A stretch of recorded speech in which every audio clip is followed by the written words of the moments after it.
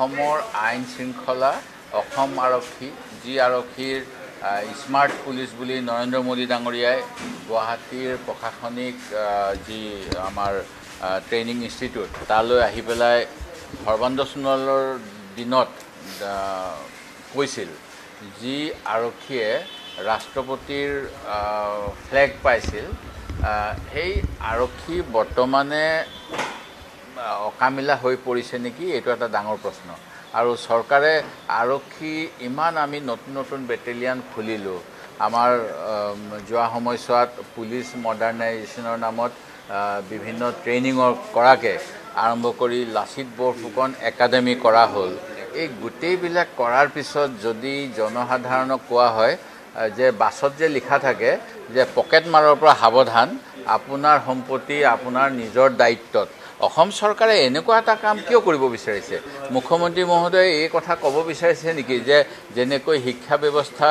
আৰু স্বাস্থ্য বিভাগ এতিয়া সমালোচনা কৰিলে কোৱা হয় যে ডক্টৰ হিমন্ত বিশ্ব শৰ্মাই কংগ্ৰেছৰ সময়ত শিক্ষা আৰু স্বাস্থ্য বিভাগ চম্ভালাৰ পিছতো হিউমেন ডেভেলপমেণ্ট ইণ্ডেক্স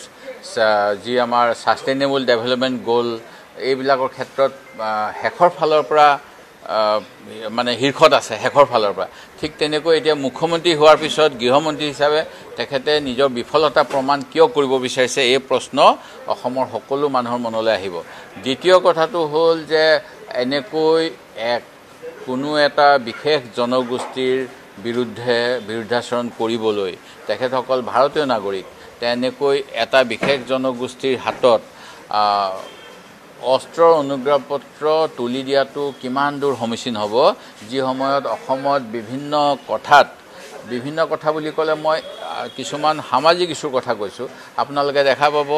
সিদিনা কোনোবা এজনে ক'লে যে পত্নীক মই মাৰি পেলাই থানাত চাৰেণ্ডাৰ কৰিব আহিলোঁ আজি আত্মহত্যা হৈ আছে আজি বিভিন্ন অঞ্চলত মানুহৰ অভাৱৰ বাবে তেওঁলোকে বিভিন্ন ধৰণৰ কাৰ্যত জড়িত হৈছে অসৎ কামত জড়িত হৈছে